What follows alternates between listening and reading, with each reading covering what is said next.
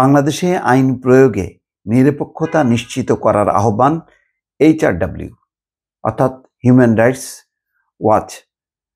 তারা খুবই বিশ্বব্যাপী মানবাধিকার সমুন্নত রাখার লক্ষ্যে তারা কাজ করে, সুপ্রসিদ্ধ সংগঠন।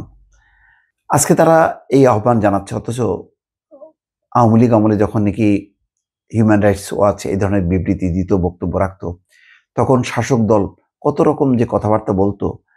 অনেকটা বলতো যে এগুলি বিএনপি জামাতের অঙ্গ সংগঠন, তাদের পক্ষ হয়ে কথা বলে। আজকে জাতিসংঘ কিন্তু আগস্ট মাসেরই তারা আগস্ট মাসের গণহত্যার কথা তুলে ধরেছে।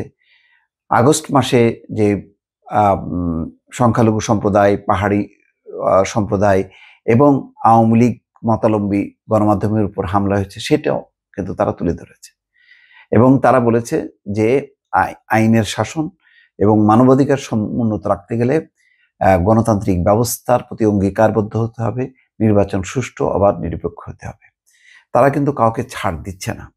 এইচআরডব্লিউ হিউম্যান রাইটস ওয়াচ কত প্রতিবেদন দিয়েছে, কিন্তু সরকার তোয়াক্কা করেনি। আজকে কিন্তু তারা বক্তব্য রাখছে, এবং যেহেতু ইউনূস সরকারের হানিমুন পিরিয়ড শেষ হয়ে গেছে, 6 মাস পার হতে চলেছে, তারা এখন এই সরকারের কার্যক্রমের দিকেও লক্ষ্য রাখছে। বিশেষ করে অপারেশন ডেভিল হান্ট, এটি মানবাধিকার রক্ষা করছে কিনা, কি অস্ত্র ব্যবহার করছে, যাদেরকে ধরা হচ্ছে তাদের আইনানুগ বিচার হচ্ছে কিনা, তারপরে আন্তর্জাতিক অপরাধ ট্রাইব্যুনাল ঠিক মতন কাজ করছে কিনা, সব কিছুর উপরে কিন্তু তাদের নজরদারি আছে। এখন তারা যা যা বিবৃতি দেবে সবই কিন্তু আওয়ামী লীগের পক্ষে চলে যাবে একভাবে, কিন্তু এখানে কোনো বিভাজন নেই। তারা তাদের মতন করে কাজ করে যাচ্ছে। কোন দল ক্ষমতায় থাকলো না থাকলো এটা তাদের বিষয় না।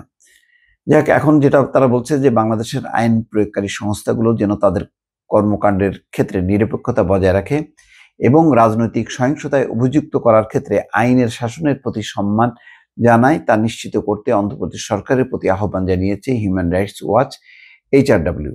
এইচআরডব্লিউ যুক্তরাষ্ট্রভিত্তিক আন্তর্জাতিক মানবাধিকার সংগঠন। বুধবার এইচআরডব্লিউর ওয়েবসাইটে প্রকাশিত এক বিবৃতিতে এই আহ্বান জানানো হয়। বিবৃতিতে আইন শৃঙ্খলা রক্ষাকারী বাহিনীর নিরপেক্ষতার পাশাপাশি শান্তিপূর্ণ সমাবেশ ও বিক্ষোভের অধিকারকে স্বীকৃতি দিতে সরকারের প্রতি আহ্বান জানিয়েছে সংগঠনটি। দেখেন, একই ফরম্যাটে একই বক্তব্যগুলো কিন্তু আওয়ামী লীগ সরকার আমলেও তারা দিয়েছে, এখনো দিচ্ছে। বিবৃতিতে বলা হয়, জাতিসংঘের একটি প্রতিবেদনে দেখা গেছে 2024 সালের আগস্টের আন্দোলনের মুখে ক্ষমতাচ্যুত হয় সাবেক প্রধানমন্ত্রী শেখ হাসিনার নিপীড়ক সরকার। ওই আন্দোলন দমন করতে গিয়ে পুলিশ, বিজিবি, র্যাব, গোয়েন্দা সংস্থা সহ আইন প্রয়োগকারী সংস্থাগুলো গুরুতর মানবাধিকার লঙ্ঘনে জড়িয়ে পড়েছিল।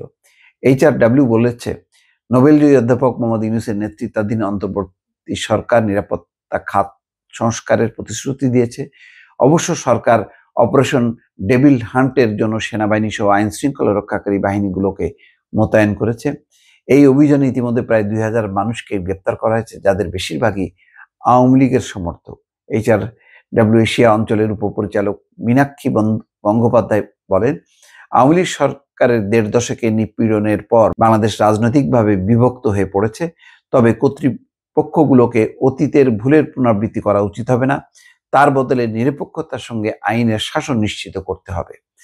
জাতিসংঘের প্রতিবেদন উঠে এসছে, বাংলাদেশে জুলাই আগস্টে আন্দোলন দমনে বিচার বহির্ভূত হত্যাকাণ্ড, নির্বিচারে গুলি, গণগ্রেপ্তার ও নির্যাতনের মতো মানবাধিকার লঙ্ঘনের ঘটনা ঘটেছে। অনুমান করা হচ্ছে 1 জুলাই থেকে 15 আগস্ট পর্যন্ত 1400 জন নিহত হয়েছে, যাদের বেশিরভাগই আইন শৃঙ্খলা বাহিনীর গুলিতে নিহত হন। এইচআরডব্লিউ বলেছে, জাতিসংঘের প্রতিবেদনে একটি হতাশাজনক চিত্র উঠে এসছে, যেখানে জাতীয়ভাবে যে ক্ষত তৈরি হয়েছে তা থেকে সেরে ওঠার জন্য জবাবদিহি ও ন্যায় বিচার জরুরি। এইচআরডব্লিউ বলেছে, 7 ফেব্রুয়ারি সমর্থকদের উদ্দেশ্যে ভারত থেকে বক্তৃতা দেওয়ার ঘোষণা দেন শেখ হাসিনা। আসলে 7 ফেব্রুয়ারি না, 5 ফেব্রুয়ারি হবে। ওই ঘোষণা ঘিরে সাম্প্রতিক সংঘাত শুরু হয়। যেসব শিক্ষার্থী সহ অন্যরা শেখ হাসিনাকে পদত্যাগ করতে বাধ্য করেছিলেন, তারাই আবার বিক্ষোভ শুরু করেন। শেখ হাসিনার পরিবার এবং দলের সদস্যদের বাড়িতে হামলা চালানো হয়।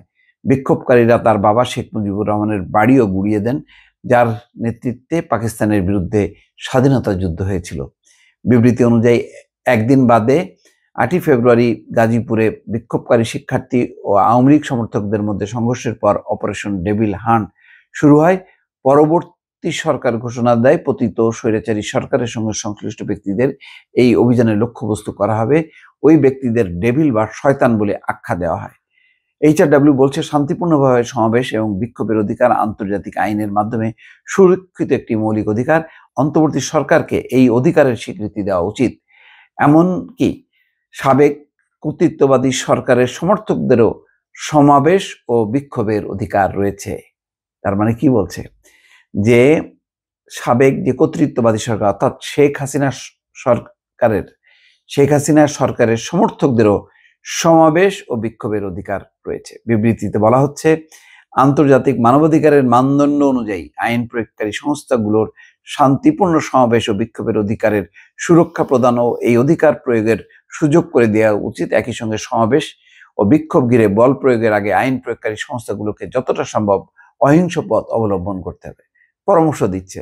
তার মানে বিগত সরকারের অর্থাৎ আওয়ামী লীগ সরকারের সমর্থকদেরও সমাবেশ ও বিক্ষোভের অধিকার রয়েছে, এটা বলছে HRW। আজকে আওয়ামী লীগের লজ্জা পাওয়া উচিত।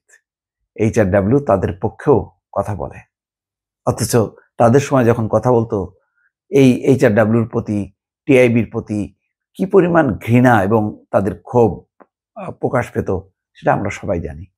ভালো থাকবেন। আল্লাহ হাফেজ।